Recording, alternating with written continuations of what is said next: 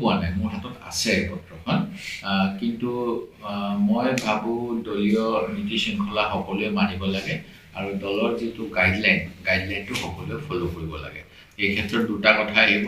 জিলা সভাপতিজন হ'ল আহ্বায়ক। জিলা সভাপতিয়ে যদি এজন সন্মানীয় বিধায়কক সেই সভাখনলৈ নিমন্ত্ৰণ জনোৱা নাই, ইয়াত দুৰ্ভাগ্যজনক, তেখেতৰ ওপৰতো চৌকছ হ'ব লাগে। ঠিক তেনেকৈ পত্ৰখন কি কাৰণে ৰাজহুৱা হ'ল সেইটোও মই নাজানো। আমাৰ ফালৰ পৰা আগতেও কোৱা হয় দলীয় কথাবিলাক আলোচনা কৰিবলৈ দলীয় মঞ্চ আছে।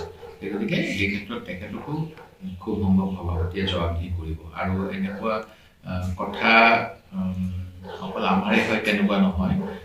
আপোনালোকে জানে ৰাজেন গোহাঁই ডাঙৰীয়া বিজেপি দলৰ প্ৰতিষ্ঠাপক, তেখেতে ডিমত আহি পেলাই নতুন আঞ্চলিক দল কৰাৰ কথা কৈ গৈছে।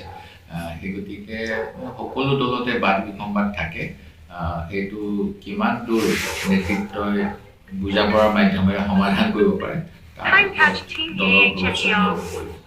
মুখ্য কাৰ্যবাহী বিষয়াৰ ঘৰত মুখ্যমন্ত্ৰীৰ ভিজিলেন্সৰ তদন্ত হৈছে। যদি তেখেতে কোনো দোষ কৰিছে তাৰ বাবে শাস্তি পোৱাটো মই বিচাৰোঁ আৰু নিৰপেক্ষ তদন্ত হ'ব লাগে। কাকো যাতে ৰাজনীতিৰ আশ্ৰয় লৈ কোনো দোষী হাৰি যাব নোৱাৰে, মোৰ সেইটোৱে দাবী। মই যোৱা 5 আগষ্ট 2024 তাৰিখে মুখ্যমন্ত্ৰীৰ তদাৰকী আৰু দুৰ্নীতি নিবাৰণ শাখা অসমক আৰু লগতে মুখ্যমন্ত্ৰী 26 মে তাৰিখে চৰাইদেউ শিৱসাগৰ জিলাৰ সীমান্ত অঞ্চলত অৱস্থিত চুকাফা গাঁও পঞ্চায়তৰ 10 নম্বৰ ৱাৰ্ডৰ দুটাকৈ ৰাস্তা নিৰ্মাণত দুৰ্নীতি হোৱাৰ বিষয়ে অৱগত কৰিছিলোঁ। আৰু মই নিজেও তালৈ গৈছিলোঁ, দেখিছিলোঁ যে কামসমূহ হোৱা নাই। মই ইয়াৰ আমাৰ ব্লক ডেভেলপমেণ্ট অফিচাৰৰ ভিডিঅ' যোগেদিও তদন্ত কৰাইছিলোঁ। তেওঁলোকেও কৈছিলে পইচা জমা আছে, চেয়াৰমেনে ইচ্ছা কৰিলে কামখিনি সম্পূৰ্ণ কৰিব পাৰে। আৰু এই বিষয়ত শিৱসাগৰ জিলা উপায়ুক্তকো কৈছিলোঁ, তেওঁলোকে কোনো কাম কৰা নাছিল। ৰাজনৈতিকভাৱে সেই পঞ্চায়তখনৰ 10টা ৱাৰ্ড, তাৰ সভাপতি, তাৰ আঞ্চলিক সদস্য সকলোৱে বিজেপি দলৰ সদস্য হোৱাৰ বাবে তেখেতসকলক দুৰ্নীতি কৰিবলৈ লাইচেঞ্চ দিয়া হৈছে নেকি, এইটো মোৰ প্ৰশ্ন। আৰু মই বিচাৰিম যে যদি কিবা দুৰ্নীতি হৈছে, গাঁও অঞ্চলৰ বাট পথবিলাক একেবাৰে বেয়া হৈ গৈছে, পুঁজি আত্মসাৎ কৰাৰ যিটো প্ৰৱণতা আছিল যোৱা সময়ছোৱাত বিজেপি দলৰ বিভিন্ন পঞ্চায়তত, আমাৰ নাজিৰা পঞ্চায়তৰো এগৰাকীয়ে ভিডিঅ'ত ওলাইছিলে যে তেওঁ টকা পইচা সংগ্ৰহ কৰিব, কমিশ্যন ল'ব, তাৰপিছত তেওঁ বিজেপি দলে ফুলাম গামোচা দি আঁকোৱালি লৈছিল। এইবিলাক যাতে নহয়, যদি কোনোবাই দোষ কৰে তেওঁলোকে শাস্তি পোৱা উচিত। অনুৰূপ ধৰণে মেকিপুৰ পঞ্চায়তৰ এগৰাকী পঞ্চায়তৰ সভানেত্ৰীও নাজিৰা নগৰত আৰক্ষীয়ে তেওঁ ধনৰ টোপোলা লৈ থকা অৱস্থাত আৰু ঠিকাদাৰ ভেণ্ডৰে কমপ্লেইন দিয়াৰ পিছতো কোনো ধৰণৰ তেওঁলোকৰ ওপৰত তদন্ত কৰা নাছিল। সেই গতিকে এই গোটেইবিলাক মই তদন্ত হোৱাটো বিচাৰোঁ। মোৰ পত্ৰখন আপোনালোকক দি দিম, যিখন মই মুখ্যমন্ত্ৰীৰ জ্ঞাতাৰ্থে প্ৰেৰণ কৰিছিলোঁ দুৰ্নীতি নিবাৰণ কৰক বুলি।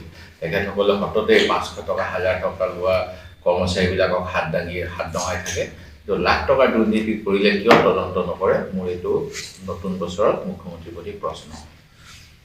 দ্বিতীয়তে, যোৱাকালি আমাৰ এজন বিধায়িনী দলৰ সদস্যক আমি তেওঁ দল বিৰোধী কাম কৰাৰ কাৰণে দলৰ পৰা বহিষ্কাৰ কৰিব লাগে বুলি এটা গোচৰ দিছিলোঁ 2022 চনত। সেই গোচৰৰ চূড়ান্ত ৰায় যোৱাকালি অধ্যক্ষ মহোদয়ে দিলে, কিন্তু তেখেতে যিখিনি ভিত্তিত দিলে, এতিয়া মই ক'বলৈ বাধ্য হৈছোঁ যে তেখেতে গোটেই তদন্ত যেনেকুৱা ধৰণেৰে নিৰপেক্ষভাৱে গোটেই কথাখিনি চালি জাৰি চাই ৰায়দান কৰিব লাগিছিলে, সেই ক্ষেত্ৰত মোৰ কিছু সন্দেহ ৰৈ গ'ল। ইয়াৰ কাৰণ হ'ল যে প্ৰথম কথা, তেওঁ মাছখোৱা সাংস্কৃতিক প্ৰকল্পলৈ গৈছিল। যেতিয়া নিউজত এই কথাটো বাজিলে তেতিয়া তেখেতে প্ৰথম অৱস্থাত কৈছিলে এজন মন্ত্ৰীক লগ পাব গৈছোঁ, কিন্তু সেই তাত মন্ত্ৰীক লগ পোৱা স্থান নাছিলে, সেইটো আছিলে বিজেপি দলৰ ৰাজনৈতিক দলীয় কৰ্মীসকলৰ কৰ্মশালা। এটা বিজেপি দলৰ কৰ্মশালাত মোৰ দলৰ এজন বিধায়কে যোৱাটো কোনো কাৰণত গ্ৰহণযোগ্য নহয়। যেতিয়া সাংবাদিকে জেৰা কৰিলে তেতিয়া তেখেতে ক'লে যে তোমালোকে এইটো নিউজ নকৰিবা, মই বিপদত পৰিম। তাৰপিছত যেতিয়া আকৌ সুধিলে কেলৈ আহিছে, তেতিয়া তেখেতে ক'লে মোৰ পেচাব কৰাৰ প্ৰয়োজন হৈছিল, মই পেচাব কৰিবলৈ গৈছোঁ। সেই গতিকে এই একেটা ক্লিপতে তেওঁ 3 ৰকমৰ কথা কৈছিল। সেই গতিকে তেওঁৰ কথাখিনি কিমান পতিয়নযোগ্য আছিল সেই কথাটো আৰু ভাল ধৰণেৰে অনুসন্ধান কৰা দৰকাৰ আছিল। আমি এটা ভিডিঅ' দিছিলোঁ 13 এপ্ৰিলৰ 2022 তেওঁ প্ৰেছ কনফাৰেন্স কৰি কংগ্ৰেছক গালি পাৰিছিল। কংগ্ৰেছে সংখ্যালঘুসকলক উচ্ছেদ কৰে বুলি কৈছিল। তেখেতে লগতে কৈছিল যে বিজেপি যদি কাফিৰ হয় তেতিয়াহ'লে কংগ্ৰেছ মুনাফিক। আৰু লগতে তেখেতে কৈছিল যে বিজেপিৰ লগত তেওঁলোক সহযোগিতা আগবঢ়াব লাগে, বিজেপিক শত্ৰু বুলি গণ্য কৰিব নালাগে। যি সময়ত ৰাজনৈতিক আদৰ্শৰ কাৰণত কংগ্ৰেছে বিজেপিক শত্ৰু বুলি গণ্য কৰে, ব্যক্তিগত শত্ৰুতা নহয়, নীতি আদৰ্শৰ ক্ষেত্ৰত শত্ৰুতা এটা আছে আমাৰ 1925 চনৰ পৰা। সেই সময়ত এজন কংগ্ৰেছৰ টিকটত নিৰ্বাচিত বিধায়কে, যিজনে প্ৰথমবাৰ UDFৰ হৈ জয়লাভ কৰিছিল, দ্বিতীয়বাৰ কংগ্ৰেছী হৈ জয়লাভ কৰিলে, তৃতীয়বাৰ তেখেতে এনেকৈ আমাৰ কংগ্ৰেছ দলৰ মানে চিট লোৱাৰ পিছত তেখেতে এনেকুৱা ধৰণৰ কথা কোৱাটো সম্পূৰ্ণ দল বিৰোধী কথা। আৰু তেখেতে কৈছিল যে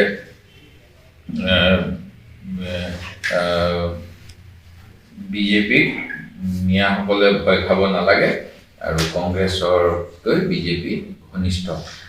এই কথাবিলাকৰ আমি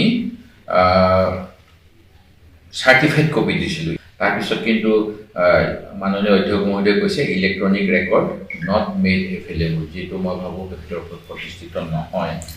ঠিক তেনেকৈ তেখেতে যোৱা 12/3/2022 তাৰিখে স্পীকাৰ মহোদয়ক এখন চিঠি লিখিছিল যে তেখেতৰ যিটো আমি বিধানসভাত আমি গ্ৰুপ হিচাপে বহোঁ, কংগ্ৰেছৰ সদস্যখিনি একেলগে বহোঁ আৰু বিজেপিৰ সদস্যখিনি এফালে বহে, UDFৰ সদস্যখিনি এফালে বহে। 12/3/2022 তাৰিখে তেখেতে নিজে লিখিছিল এখন চিঠি যে মোক কংগ্ৰেছ দলৰ পৰা মোক ছাছপেণ্ড কৰিছিল আৰু মোক সেই গতিকে কংগ্ৰেছ পাৰ্টিৰ পৰা আঁতৰাই মোৰ চিটটো UDFৰ লগত দিব লাগে, এইখন চিঠি। এই চিঠিখন পৰৱৰ্তী সময়ত তেখেতসকলে কৈছে যে এই চিঠিখন পোৱা নাই। আচ্ছা, মই মানি লৈছোঁ চিঠিখন পোৱা নাই। তেতিয়াহ'লে মই যেতিয়া তেওঁক মোৰ এই অঞ্চলটোৰ পৰা আঁতৰাই দিব লাগে বুলি কোৱা নাই মোৰ দলৰ সদস্যসকলৰ মাজৰ পৰা, কি কাৰণত অধ্যক্ষ মহোদয়ে তেখেতক UDFৰ লগত বহিবলৈ দিছিল? UDFৰ হৈ বহিবলৈ অধ্যক্ষ মহোদয়ে কোনে পৰামৰ্শ দিছিল তেওঁ চিটটো দিবলৈ, যদি তেওঁ নিজে এইটো বিচৰা নাছিল? সেইটো এটা মোৰ অন্যতম প্ৰশ্ন। সেই গতিকে মই ভাবোঁ যে ইয়াত আমাৰ আৰু আপিল কৰাৰ থল আছে। সেই গতিকে আমি ন্যায়ালয়ৰ কাষ চাপিব লাগিব এই জাজমেণ্টটোৰ বিৰুদ্ধে। আৰু ঠিক তেনেকৈ তেওঁ মানে ভলণ্টাৰীলি যে তেওঁ আমাৰ দলৰ সদস্যপদ ত্যাগ কৰিছে, এই কথাটো কাগজে কলমে নহ'লেও কামৰ মাজেদি তেখেতে প্ৰমাণ কৰিছে। সেই গতিকে সকলো ক্ষেত্ৰতে যে বগা কলা চিয়াঁহীৰে লিখি, বগা কাগজত কলা চিয়াঁহীৰে লিখি পেলাই যদি কোনোবাই কয় যে মই ত্যাগ কৰিলোঁ, সেইটোতেই যে ধাৰণা কৰিব লাগিব সত্য বুলি প্ৰতিষ্ঠা হ'ব এনেকুৱা নহয়। তেওঁ যিখিনি কাম কৰে সেই কামখিনিৰ পৰাও আমি তেওঁ দলৰ বিৰোধী কাম কৰিছে বুলি সত্যতা নিৰূপণ কৰিব পাৰোঁ। সেই গতিকে এই গোটেইখিনি কথাৰ ভিত্তিত মই ক'ব বিচাৰোঁ যে আমি আপিলৰ ব্যৱস্থা কৰিম ন্যায়িকভাৱে। মই দেখা পাইছোঁ আজি মোৰ সমষ্টিতে জয়মতী ক্ষেত্ৰৰ আজি আনুষ্ঠানিকভাৱে কাম কাজৰ আৰম্ভণি হ'ব। মই অসম চৰকাৰক ধন্যবাদ জনাইছোঁ।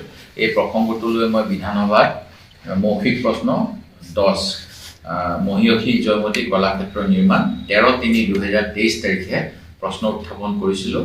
আৰু লগতে মই সেই সময়ত 2010-11 চনত যি সময়ত কংগ্ৰেছৰ চৰকাৰ আছিল আৰু পৰৱৰ্তী 16 চনত বিজেপি চৰকাৰ আহিলে, সেইখিনি সময়তে অসম চৰকাৰৰ ফালৰ পৰা প্ৰায় 45 কোটি টকাৰ এটা মহাসতী জয়মতী নামত সাংস্কৃতিক প্ৰকল্প শিৱসাগৰৰ জেৰেঙা পথাৰত লাগে বুলি যিটো প্ৰস্তাৱনা হৈছিল, সেই প্ৰস্তাৱটো আৰু আগুৱাই নিবলৈ মই দাবী জনাইছোঁ। এই প্ৰস্তাৱটোৰ ক্ষেত্ৰত সেই সময়ত বা পৰৱৰ্তী সময়ত চৰকাৰে কোনো ব্যৱস্থা নল'লে আৰু তাৰ ফলত এই প্ৰস্তাৱ প্ৰত্যাহাৰ হ'ল, যিটো দুৰ্ভাগ্যজনক।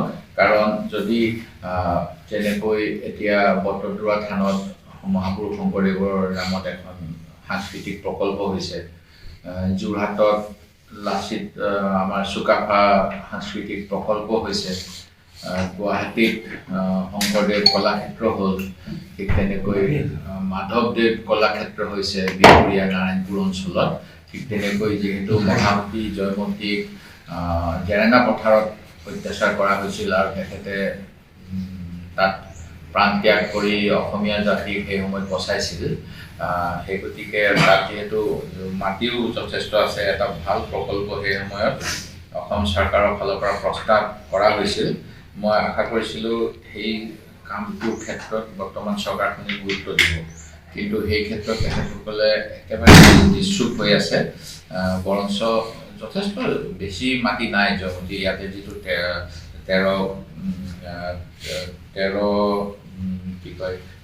বিঘামান মাটিত অসম চৰকাৰে 3 কোটিমান টকা দিয়া হ'ব বুলি ঘোষণা কৰিছিল। সেই অনুসৰি কাম কৰিবলৈ গৈ আছে।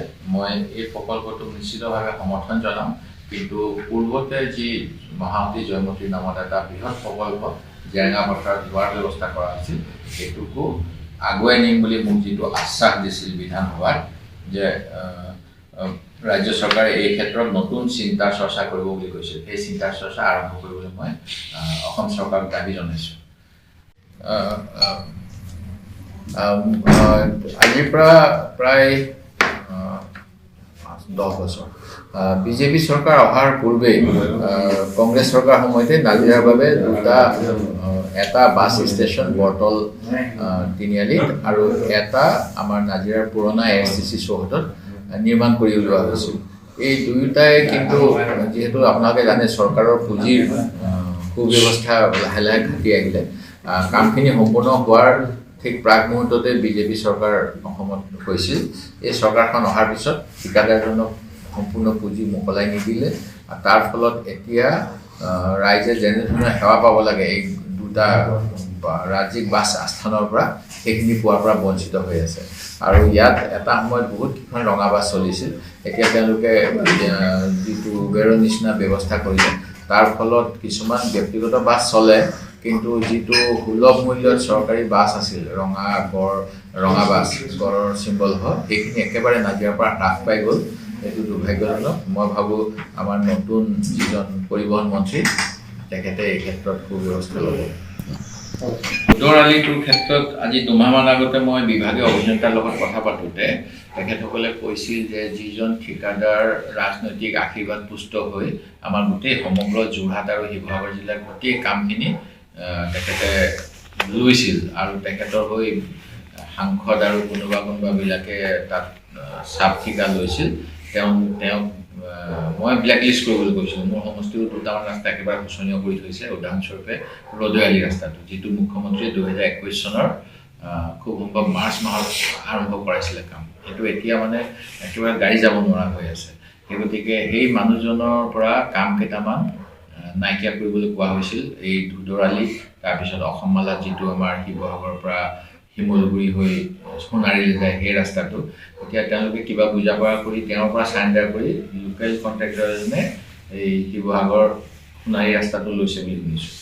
আৰু যিটো ধুদৰালিটোৰ আমগুৰি অংশটো বেছিকৈ বেয়া হৈ আছে, সেই অংশটোৰ কাৰণে নতুনকৈ টেণ্ডাৰ কৰিম বুলি কৈছিল অসম চৰকাৰে, আৰু এইখিনি সময়ত মেইনটেইন কৰিবলৈ বিভাগীয় পুঁজি দিব বুলি কৈছিল। এতিয়া কিমান দূৰ কি হ'ল মই অহাকালি অফিচ খুলিলে গম পাম, কিন্তু মই যোৱাকালি আমগুৰিৰ সাংবাদিকসকলে কৈছে যে 18 কোটি টকা আত্মসাৎ হ'ল বুলি কৈছে। এই বিষয়ে মই জ্ঞাত নহয়। যদি তেনেকুৱা হয় মই নিশ্চিতভাৱে তাৰ জবাবদিহি কৰিম। যিকোনো খবৰৰ বাবে যোগাযোগ কৰক 7099017330 লগতে 7099017110 নম্বৰত।